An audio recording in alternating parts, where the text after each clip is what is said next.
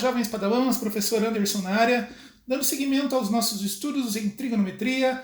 Hoje veremos os triângulos, como medir seus lados e o teorema da desigualdade triangular.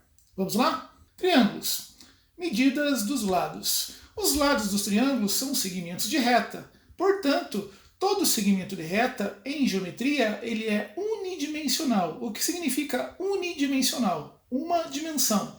Isto é, possuem apenas comprimento. Então, quando estamos tratando de segmentos de reta, nós tratamos de elementos unidimensionais que possuem apenas comprimento.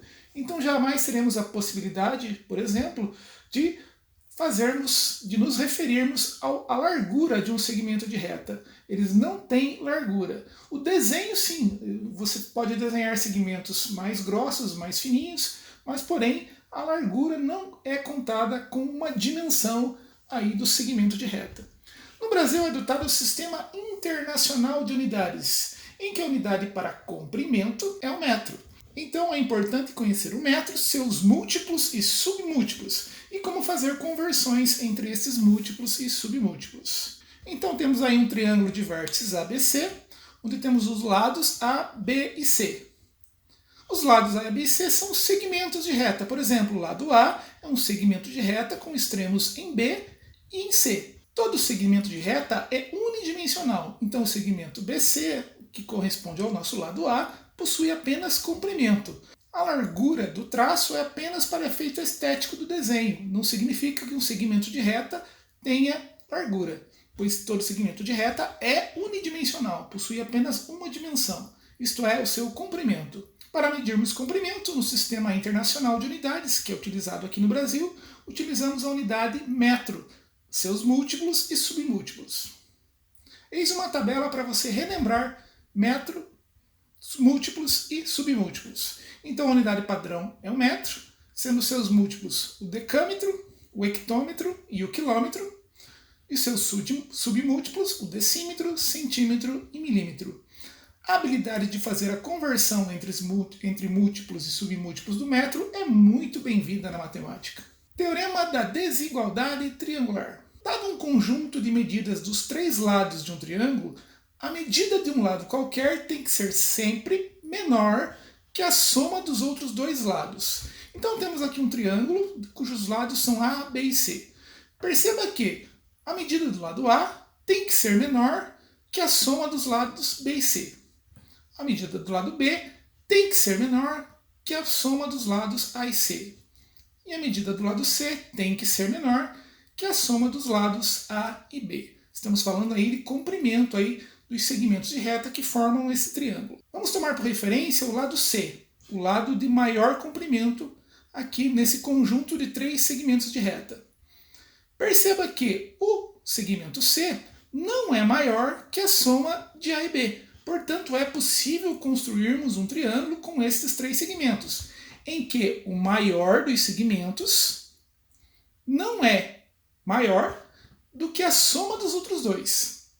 Ficou fácil de entender? O maior dos segmentos, no caso aqui, o segmento C, não é maior que a soma dos outros dois. Ele é maior que cada um individualmente, mas a hora que somamos A e B são maiores que o comprimento do segmento C. Então é possível construir um triângulo com esses três segmentos, observando que o maior segmento não é maior que a soma dos outros dois. É maior que os outros dois individualmente, mas não maior que a soma dos dois segmentos juntos. Só assim é possível construir um triângulo.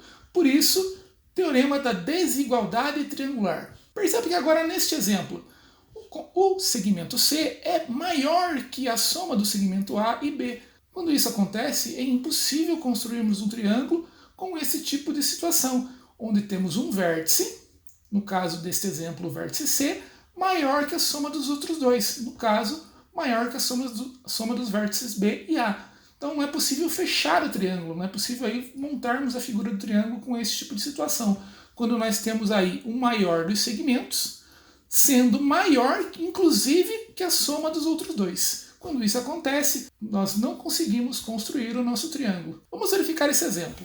Um conjunto de segmentos de 12 centímetros, 15 centímetros e 7 centímetros É possível construir um triângulo com esses 3 segmentos? Para fazermos essa verificação, utilizando aí o teorema da desigualdade triangular, basta identificarmos qual é o maior segmento.